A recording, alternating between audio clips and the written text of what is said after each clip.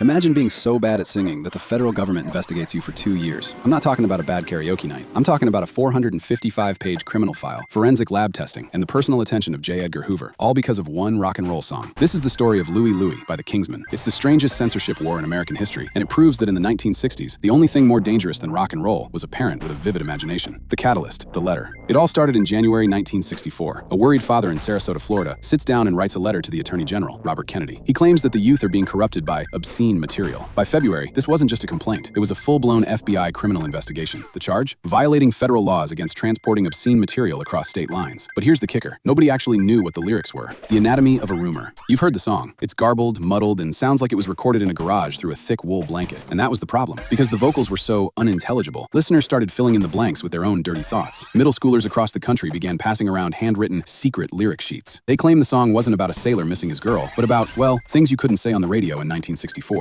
This is a classic study in rumor. What people thought they heard became more real than the record itself. The Bureau versus the beat. The FBI didn't just listen to the song once and shrug. They went deep. For nearly 2 years, federal agents played the record at 33 RPM, 45 RPM, and even 78 RPM. They analyzed different lyric sheets, interviewed the original songwriter, Richard Berry, and even sat down with the Kingsmen themselves. Think about that. Special agents, men in suits who were supposed to be chasing spies and organized crime, were hunched over a turntable trying to figure out if a garage band from Portland was singing about sex. The technical fail. The irony is that the obscenity was a total accident. When the Kingsmen recorded it in 1963, it was a rushed, one-take session. The lead singer, Jack Ely, had to shout into a microphone hanging from the ceiling while wearing braces. He was literally yelling over the band, which is why it sounds like he's singing underwater. The FBI lab eventually hit a wall. In May 1964, prosecutors basically threw their hands up. The official conclusion? The lyrics were unintelligible at any speed. The ghost of the case. But the government couldn't let it go. Even after they declined to prosecute, the case was revived in 1965. J. Edgar Hoover himself was looped in. It took another 6 months and a Detroit prosecutor's final review in December 1965 to finally put a stake in it. The FBI never cleared the song. They didn't say it was clean. They just admitted they were too incompetent to prove it was dirty. The legacy of paranoia. So why does this matter today? Because the Louie Louie investigation is the ultimate snapshot of 1960s moral panic. It shows a government that was terrified of youth culture and a pre-digital world where a single rumor could launch a federal inquiry. The FBI's obsession didn't kill the song, it made it immortal. By trying to censor the unintelligible, they turned a messy garage track into a symbol of rebellion. It's a reminder that sometimes the monsters authorities are hunting are just the reflections of their own anxieties. The outro.